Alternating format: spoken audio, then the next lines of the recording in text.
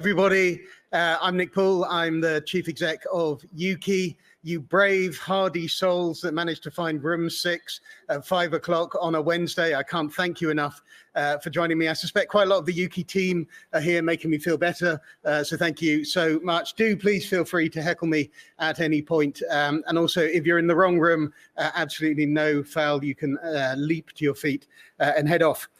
So thank you so much, and thank you to the organisers of Develop for the opportunity to come talk to you a little bit about who we are, what we do, and the ways in which hopefully Ukie can help your business achieve more as a UK games business. So I just wanted to do a quick show of hands, which is tricky because I'm going to struggle to see them. But who in the room is a member of Ukie already? Outstanding. Lovely to have you with us. And who's involved in any of our working groups for the industry? Fantastic, brilliant. So when I inevitably mess this up and get it massively wrong, please just shout out corrections as we go through. There is also very gently an audience participation element to this, which is, I'll bring this up again towards the end, but we are just going into a major planning phase for Ukie, setting out the next 3 to 5 years of our ambitions to do more to supercharge this amazing industry in the UK. So we want your ideas. We want to know what your priorities are. We want to know the things that are front of mind. So if you can go to Menti, I've done the terrible thing with Menti, which is leave it completely open so you can say anything you like in Menti. So I'll be very careful about where we display the results. But do please share your ideas about where you'd like to see us go. So what I'm going to cover just over the next 20 minutes or so, and then would really welcome any comments, questions, thoughts. It's just these 4 areas. What are we as a trade association for the UK video game and interactive entertainment industry? What's our role? Where do we fit into the landscape? Going to talk a little bit about, just on a very practical level, how we can support your business, the work that you're doing here as a UK games business. And also touch on some of the wider things that we're doing to create the best possible environment for businesses here to succeed. And obviously, a great deal of that is around policy investment, creating the right kind of supportive structures for the industry. So we'd love to get your ideas around that.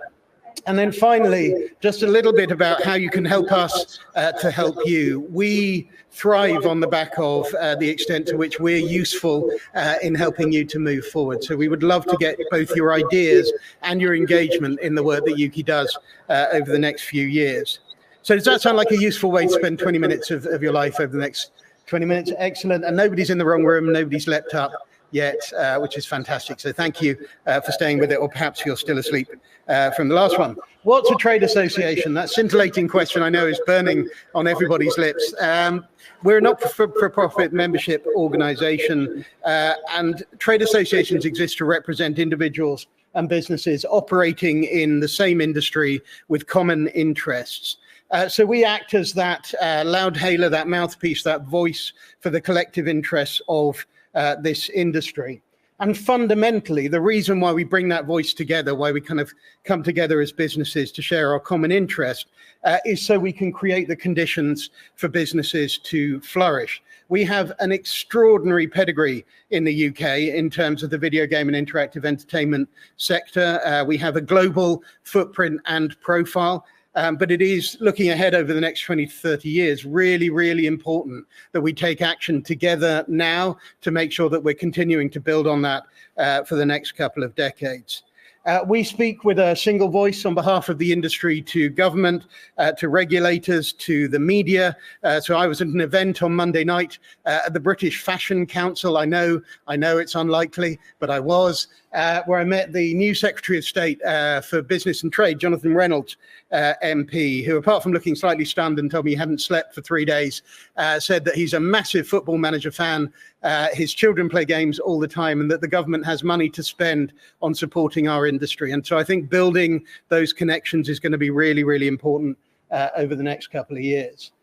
But we also do another really important job, which is in an industry where lots of businesses are competing, there's lots of different interests.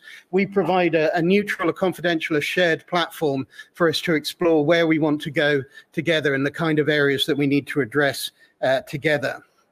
So everybody in this room, and I freely admit I can't really see everybody in this room, looks far too young to remember the foundations of Ukie in Elspeth. But just in case, We are the longest established video game industry body in the world. We were established as ELSPA in 1989 and then took the decision to become UK Interactive Entertainment September 2010. And our aim is to represent the entire video game ecosystem. And that is a very dynamic thing. There's lots of change in terms of how businesses are operating, the balance of work for hire, the balance of new IP, big, small. And our ambition is to share common interests and act in the good of that entire ecosystem. So at the moment, we've got around 650 video game companies across the UK. If you come away from this delighted and inspired to join Ukie, which I really hope you will, come and talk to me or to one of my colleagues. I think, Leo, are you here? I can see you. Excellent. My brilliant colleague, Leo, about how we might be able to help support you and everyone from the very small to the global. So I raided the archive for this talk, just to go back a little bit over some of the things that Ukie has been involved with over the years. I just love the early days of kind of Project Fear around copyright. It's fantastic. This disc will give you hours of fun. This disc could give you 6 months in prison. We still actually do a lot of work around IP protection, but it tends obviously to be more in the digital domain. We were very strongly instrumental in promoting the uptake of PEGI, the games rating system, and worked across industry with a range of stakeholders to build that infrastructure, which I think has made a real difference in terms of consumer awareness and assurance. We also lead on things like this, the games industry valuation, which provides really, really important data and insight into how the industry is moving.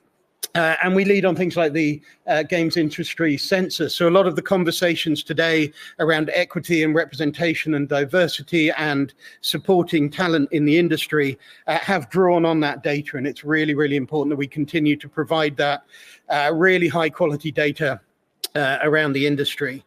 But we also were strongly instrumental in and very closely involved in building the case for the video game tax relief and its kind of evolution towards the video game expenditure credit. And we're now again in the process of assembling the business case to grow that vital support for the industry. And the reason why we can do that is because we can bring together the voices of the whole industry and say to government with credibility that we can act with a single voice, that we can work together. So in terms of who we are, our leadership is of the industry, by the industry, for the industry. So we have a wide range of businesses represented on our board. So Activision, Blizzard, King, Epic, but also a real spread from the very large to the very small to indie developers and lots of others, as you can see here. And that gives us a real richness of perspective into the overall health of the video game ecosystem and how we can get those different elements to work together. Going to warn my colleagues about the next slide because the intention was not that this was going to appear in a public forum, but just to introduce you to our lovely, wonderful, friendly, professional team. This is us. This is everybody at Ukie, who in all innocence posed for a photograph against a team away day. But they are, and I'm sure you've encountered some of them in your work, absolutely brilliant, dedicated, knowledgeable people who are fundamentally here to help this industry succeed. So hopefully you'll get a chance to meet more of them. But in terms of shaping the work, we're starting to work, as I say, on our next 5-year plan. And it's really important, I think, to try and get ahead of where we think the industry is at. So coming into this as a relatively new CEO and looking at the way the industry talks about itself, particularly in some areas of the trade coverage, you would think that there was an existential crisis. There's undoubtedly a huge period of challenge, but I think we're really trying to dig into the data around the market dynamics that we're seeing right now so that we can inform a strategy for how we help the industry get through that period. So there's lots of cuts of this data. This one's taken from Boston Consulting Group that, yes, undoubtedly we saw a period of growth accelerated through COVID for obvious reasons. We have seen a downward correction, a very painful, very sharp downward correction, but that correction is towards a line that continues to grow. So where we saw that 11% year-on-year growth from 2016 through 21, we're still on a 6% growth curve going through to 2025 as a projection. And there's every reason to suppose that that growth curve continues. And I attended a presentation given by a Treasury representative a couple of months ago now, who said if they had to bet on one industry still to be growing in 20 years' time, it would be the UK's video game and interactive entertainment industry. So it's really important, I think, that we set where we are in context of where we might go. So yes, it's painful. Yes, I think it is a sharp correction. I think there's a lot of confounding factors within that, particularly in terms of money markets and shifts in global trade. In the short term, we really, really want to help the industry through this transition. So that particularly means the talented and committed people that have lost jobs. We are acutely alive to just the sense of loss around the layoffs that have happened. So we need to look at how we're helping those people, how we're supporting both the businesses and the people concerned through this transition. But in the medium term, we need to make sure that we're doing the right things to build a shock absorber.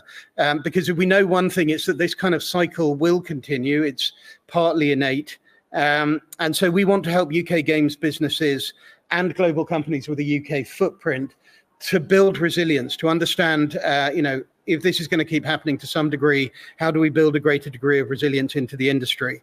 How do we secure access to finance? How do we minimize one of the things that I think is a concern to all of us, which is, 2 years' time, we're going to see a real slowdown in content coming through the industry. So how do we manage the kind of long-term impacts of the issues that we're living through at the moment?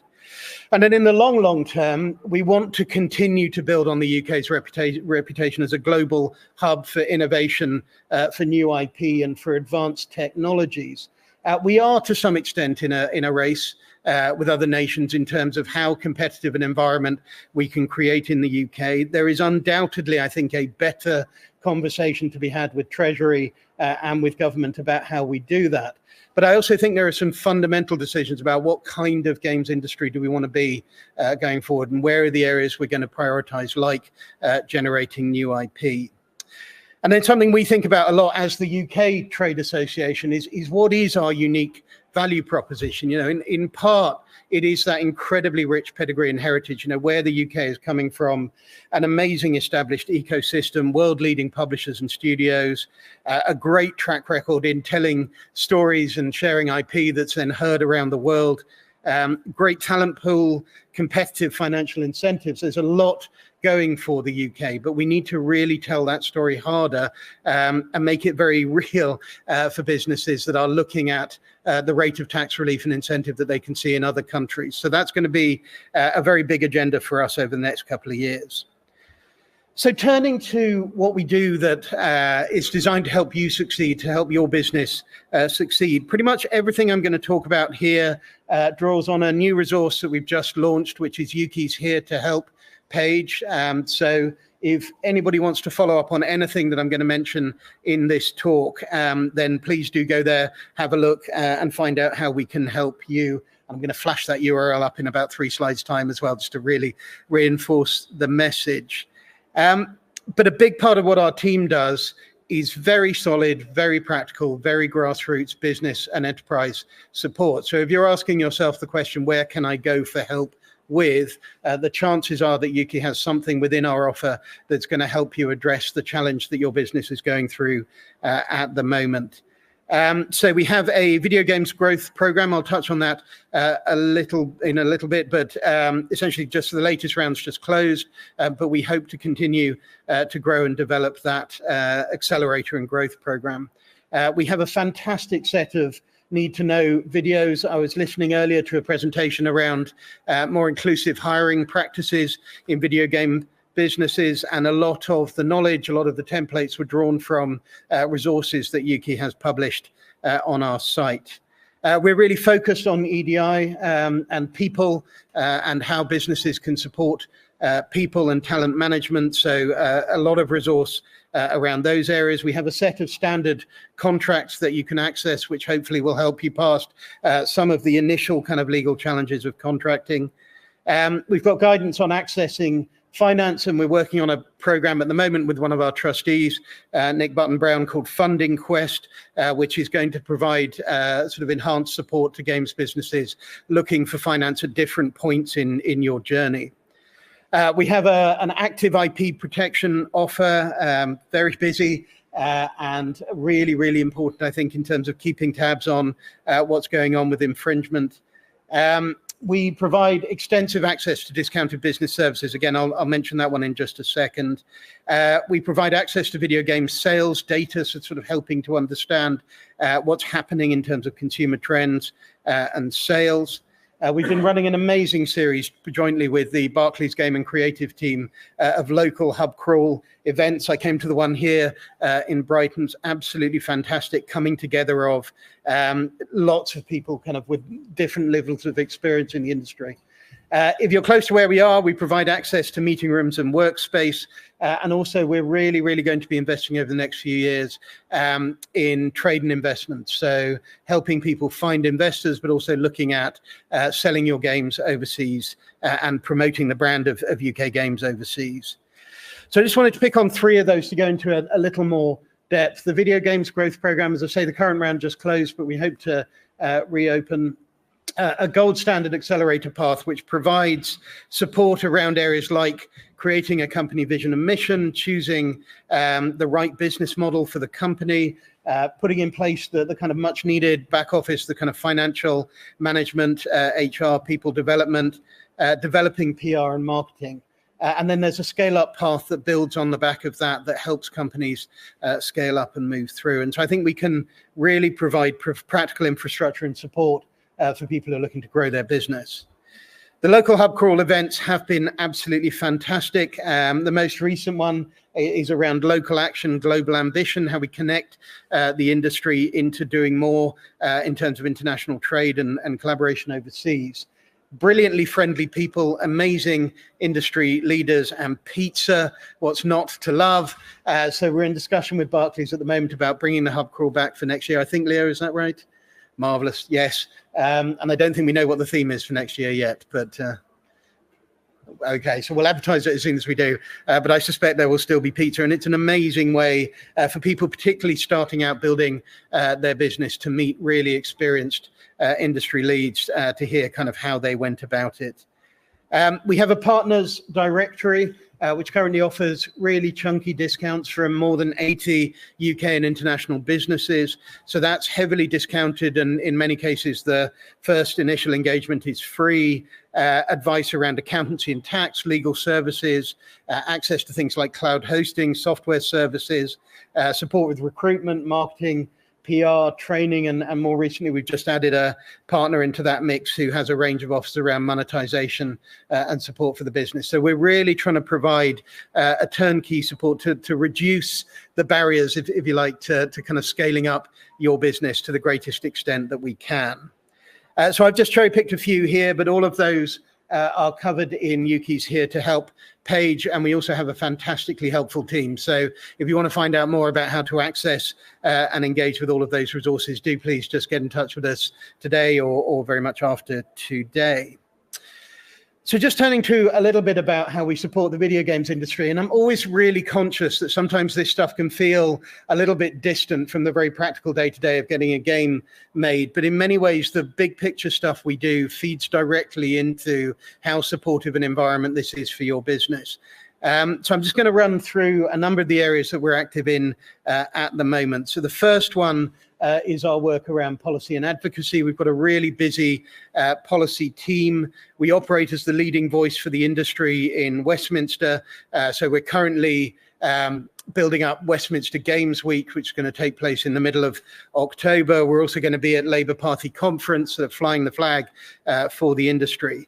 And we work in partnership across England, Scotland, Wales, Northern Ireland to promote the positive impact of video games. So there's a lot about educating 300 new MPs, engaging people in the power of the industry, looking at the huge economic upside on this industry, but also the other areas in which we can support their ambitions, while also looking at regulatory support and investment. So I think it is undoubtedly the case, particularly in the UK, that we need government money to start the engine, to kind of pump prime the industry and to de-risk really innovative, exciting projects. And so we want to get the new government excited about the opportunity to invest in the industry. So our ambition is to make this the most pro-games government in history.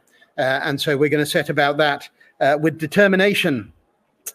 We also run quite a number of public-facing campaigns. The most recent, I think, highest profile of those is the brilliant Ask About Games, led by my colleague Bhavina, so yay for Bhavina, which raised public awareness of and support for the value of video games and interactive entertainment. I think there's a huge opportunity over the next couple of years for us really to tell a new story about games, the difference they make. We've already seen some interesting coverage in the news, which is starting to turn away from some of the very lazy reportage around games into something that feels a lot more nuanced, better informed. And as a big part of that, we're going to be putting together a much richer data set around the impact of video games and interactive entertainment so that we can counter maybe some of the lazier tropes about what we're about as an industry. We have a very fundamental belief in equality, diversity, and inclusion. It goes very much to the heart of who we are and why we do what we do as a trade association. We believe fundamentally that our industry is stronger and that games are better when they're more inclusive, more diverse, more representative of the widest range of cultures and identities. So we want to get more people excited about and involved in the process of making fantastic games. The main campaign we run around this is Raise the Game. There's a brilliant diversity pledge. So if your business hasn't made that pledge yet, please do. Or if you have and you've forgotten that you did, please come back and we very happily refresh it for you. But as part of that, there's a set of resources called Empower Up, which is very practical guidance on how you can open up, diversify, improve the representation of your teams. And more recently, we supported the launch with the Gina Davis Institute of a playbook, which looks at how we can tell much more inclusive and authentically representative stories in our games. So really exciting set of resources. We do a lot of work around education. We're currently campaigning for a digital creativity GCSE through the amazing Digital Schoolhouse, which hopefully a number of you will have heard about if you're not already kind of directly involved in it. We're campaigning for the recognition of the power of play and digital creativity in the school curriculum. And I think, you know, in terms of New Horizons, AI, you know, where the UK's digital economy is heading, it could not be more important that we're developing a next generation of kids that are critical thinkers, digitally creative, able to build brilliant new things. So that isn't just about engineering the future cyber supply chain into the games industry. It's also about digital creativity across the whole UK workforce and an area we're really, really excited about championing. As I say, we want to build up our research agenda. I think, you know, some of the challenges we've seen in the past with representing the industry actively to the outside world is because the threshold on evidence has been pretty low. And so we're going to be working really, really hard to build on things like the market valuation, the games industry census that we already do. I think the future development of our industry needs to be evidence-based, needs to be data-driven. And when we go out to fight for the industry with government and others and regulators, we have to have the evidence to hand to support the arguments that we want to make. So hopefully you get a sense from that we're really working hard, both on a very practical level to support UK businesses, but also on a strategic national industry-wide level to kind of shift the dial on how we're seen as an industry, how we're invested in and supported as an industry. But the only way we can do that is with your help and support. And so it's brilliant that we've got some of our members in the room. If you're not a member, we would really, really love to get you on board, because obviously the more of the UK industry we can represent, the stronger our voice, the more compelling the argument that we can present. So hopefully you will have, I'm not going to bring it up on screen now, we'll bring it up afterwards, but hopefully you've been busily adding your feedback via Menti. If you haven't already, this will be open for another 2 or 3 days. So we would really, really love to get your thoughts about, you know, anything I've covered today, any other needs that you have that you feel we're not meeting that we could really, really be addressing. But I think I'll close with something that we're going to be including in our future plans, which is just very simple. Hopefully you're feeling inspired and activated to get more involved in the work that Ukie does. So if you have just a minute, you should receive an email after today's session. Do please open that up and send your feedback about this. This is actually my first sort of full public speaking engagement on behalf of Ukie. So would love to get your critical reflections on how that's gone. But also to really help us understand what it is that you're looking for from Ukie as your trade association. If you've got 5 minutes, if you haven't already, sign up for Ukie Download. It's fantastic. Goes out, I believe, fortnightly. Am I right? Every week. Every week on Monday. Sorry. Thank you. So you can go to ukie.org.uk/newsletter, sign up for that. And that's got a range of news about the industry, about the work that we're doing. And that's where you're going to be getting early information about next rounds of things and kind of future activities. If you've got a bit longer, though, we would love you to be an active partner in the kind of change that we're trying to drive in the industry over the next 5 years. Our ambition is really to shift the dial in terms of how we're seen, how we're understood, and how we're supported in and invested in. And so we would love you to be part of that. And I know everyone in this room has a huge amount of knowledge, expertise, belief in the power of this industry. So we just want you to get in touch and get involved and see if you can become part of what we're trying to achieve in terms of moving the industry forward. And then finally, if you're really, really committed, we would love to have you on the board or involved in one of our working groups. So we open nominations to the Ukie board at the end of this month. It's an amazing thing to be involved in. It's a great way to be surrounded by really interesting businesses doing some great work. But fundamentally, a trade association is about people who care about the industry coming together to drive it forward. And so we would love to have you involved in building the future of this industry together. So as I say, the final call out is please do go here. Please do get in touch. Please contact us. I always think that a trade association stands or falls on how good our relationship is with the industry that we're here to represent. So if you take nothing else away from today, please do get in touch, tell us what you need and help us to move this forward. So that's everything I had for you. Thank you very much for your attention. I deliberately kept this short, partly because I know people have lots of things that you need to go and get to. But I think we've got sort of 5-10 minutes for questions, comments, or any sort of immediate thoughts or feedback. So have we got a mic in the room? Brilliant. Yes, we do. So can I just see, and if you would like to ask anything, would you mind just saying who you are, where you're from, just so I know who everybody is? So has anybody got a question for us? Amazing, thank you. Yes, two at once. So come to you. Hi, hello. Hello. Hi, I'm Helen from Liverpool City Region Combined Authority. I'm just keen to understand a little bit about how you work with regions, because it's brilliant all the work that you do with the industry, and I just wondered how much of that is kind of through regional organisations.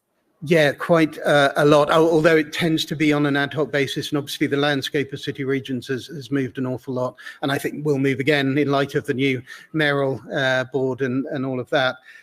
So one of the wonderful things about the UK's video game industry, as you know, is it's so fantastically geographically dispersed. So we have businesses in almost every corner of the country, and we're really keen to look at how those businesses are supporting both local inclusive economic growth, but also kind of the sense of identity and growth within city regions.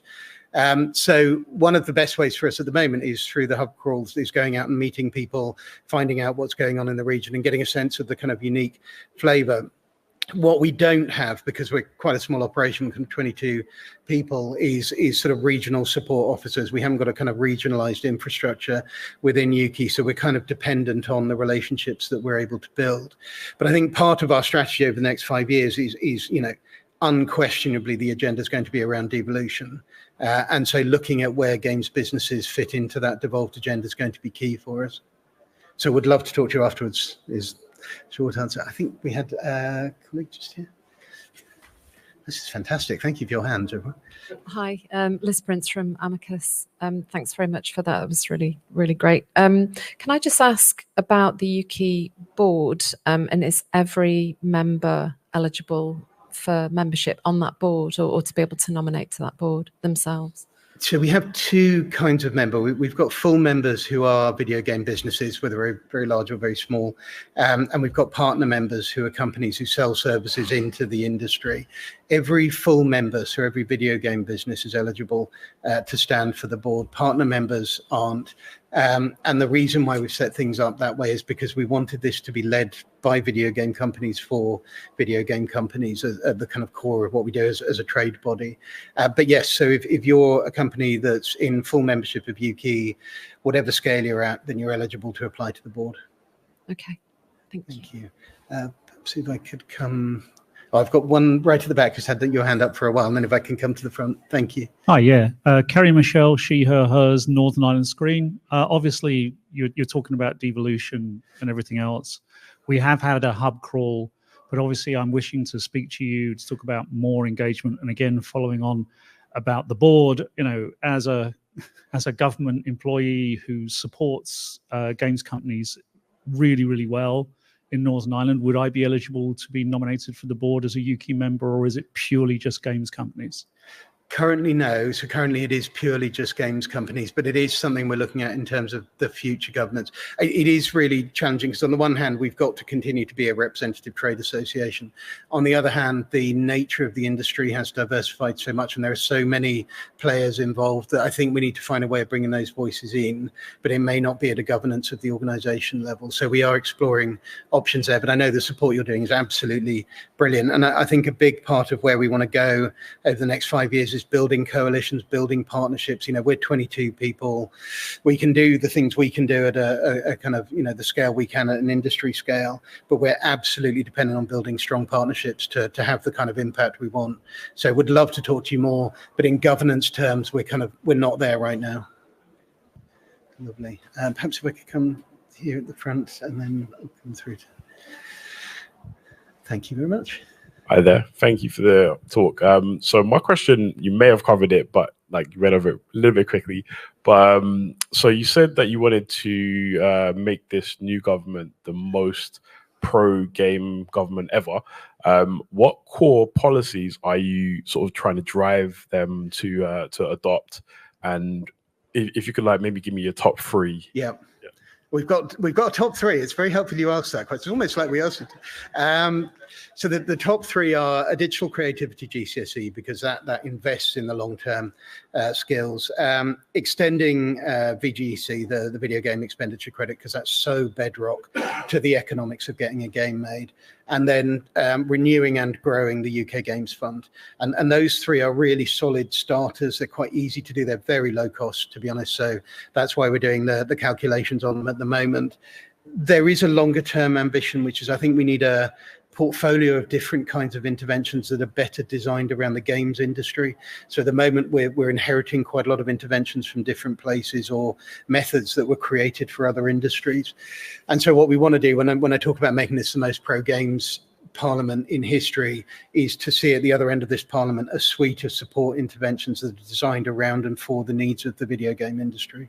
So that's where we're going to try and take it. But also, 300 new MPs, they're all, 35, 45. A lot of them have picked up a controller or played a game or are mobile gamers. And so we really want to lean into that because there's been a sort of fundamental drag effect on people who don't understand the industry and what it's all about. So we want to make friends with those people. Thank you. Yeah. Andy Curley from Game Studio Training, recent new partner member. Nice to have you. You're new to the industry, you're new to the role. Yeah. What's been one of the biggest biases or aha moments you've had now that you've had the chance to get to know people in the industry? What was one of the biggest surprises or thoughts you hadn't have on the outside that you've learned by being on the inside? That's a really great and totally unfair question. No, it's a really great question. The thing I hadn't fully got my brain around is quite how unique the industry is at the intersection of technology, creativity, and community. I really hadn't got that because it is different from any other creative industry I've ever worked in. So I've just talked to people today who are technical wizards. Developers on a level that are just kind of beyond anything I've seen anywhere else. I've got people who are building very large communities. Now, I used to chair the Wikipedia community in the UK, so I know what it's like to try and support kind of big communities creating content, and this is just a scale, above and beyond. So I think the work the industry's done to create a unique vertical for itself came as a real surprise and a real opportunity. And for me, that's where I think there's still this lag effect where a lot of the supporting structures for the industry were designed for other things. They were designed for film, they were designed for social media. And so our aim is really to say this is a vertical in its own right, it's an art form in its own right, it's a creative sector in its own right, and therefore it needs its own structures. Brilliant. Thank you. Yeah, I think fantastic. Lovely. How are we doing? We're right. Hi there, Simon Scott. I have a focus on corporate development and investment management. I'm very, very curious from the investability perspective. And I wondered if within the 5-year plan, it would be a focus on, for example, how can interactive entertainment be an investable asset class and helping the corporations make themselves more investable? So, yeah, fantastic question. And my part of my background was in corporate finance. So I was at UBS for a bit. So looking at this as a kind of asset class is a really interesting approach. I mean, I think a few things there. So investors have taken fright, understandably, I think, to a degree. And so we need to rebuild investor confidence. And that means kind of really strengthening how video games businesses are looked at as an investment opportunity and an investment risk. So I think on one level, the reason why I talk about kind of building a better shock absorber for the industry is so that investors have greater confidence in putting that money in a structured way. So I think there's a need to build those structures. I also think there's a real capability kind of question around the right kind of money going into businesses. So what's the money for? When do we need it? How's it going to kind of move us on to the next stage of development? So how do we make this a really great place to raise, but also how do we become a really good industry at raising the right kind of finance at the right opportunity? And then, yes, I think there's some really exciting stuff in terms of what kind of asset class do we fit into? And to be honest, I think that's as true for government. I don't think Treasury quite knows what kind of asset the video game industry or investing in video game businesses is. And so repositioning the kind of risk appetite and the reward profile, I think, is going to be really, really important, which is a long way of saying, yes, it's in the plan. The kind of immediate practical things, I think, are around building a supply chain of finance and helping investors to understand where they fit into it. But in the long run, I'm really interested in whether there are innovative models of investment or better ways of structuring investment into video game businesses. So yes, is the short answer. No problem. Did I see another hand? Yes, I did. Thank you. Hi, Kerry Michelle from Northern Ireland Screen again. A follow-up to your investment. Would you be looking at models like we have in Northern Ireland, where I have various levels of prototype funding to take the risk away from people developing an idea, and then we actually underwrite to a certain level development funding and so forth? Is that something you'd be looking at? Yeah, absolutely, unquestionably. So there have been a few models that have already been pointed out to me. One is yours. Another one is a model in the Flemish part of Belgium, which is providing a kind of 75% investment in. We've also just seen the German equivalent of the UK Games Fund have its funding knocked up to around, I think it's 40 million. Somebody will correct me if I have that wrong, based on a very clear understanding of the return that comes back from that. So yeah, I think this has been, this is a path well traveled. I think there's an awful lot we can learn from how other people are doing this already. There is a little bit in our engagement with government so far about celebrating where we've come, so what's the good that VGTR and VGC are doing already? What's the good that the UK Games Fund is doing? But then I think when I talk about building a portfolio of game-friendly interventions, I think that's something you've done brilliantly, is looking at kind of what are the needs along the supply chain, and then how do you intervene with public money in a structured way to de-risk that investment? So yeah, I mean, the ambition is to learn from what's working already. Brilliant. Thank you. Have I exhausted everybody? Is everybody excited by the prospect? Oh, sorry. Thank you so much. Yeah. Hello there. Thank you for your talk. My name is Hassan. I'm the event manager for EGX, the UK video games show. I think we have the same goals. You want to put the UK games industry on the map. We want to put the UK games industry on the map. One of your bullet points that interested me was exposure at international and UK events. Could you shed a bit more light on that? Is that guidance? Is it funding? Is it partnerships? Could you shed a bit of light on that? Thank you. Yeah, so I mean, on a simplistic level, it's things like Gamescom, making sure that we continue to have a really strong UK representation. So we're kind of celebrating the industry and giving people opportunities for exposure to trade.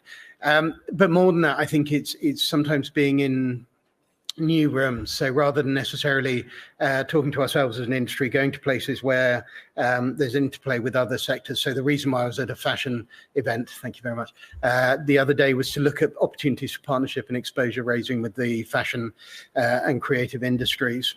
So one of the things I'm really, really keen to do is to step up to the fact that we are now defining culture. We're now incredibly visible. Video games are culture for, an entire generation of people. And I think at the moment that the kind of manifestation of the industry in the public domain is not quite there yet. So we are really interested in looking at partners who can help us raise that profile and exposure. Fantastic. So I've had a 5-minute card. And I'm not seeing any other hands up. I'm not seeing anything, frankly. But so with that, I think we'll draw the session to a close. Cannot thank you enough for coming along. It's really, really helpful. And thank you so much. Enjoy whatever you're going to do in the evening, whether that's football or something culturally enriching. So, yeah, look forward to catching up soon. Thank you.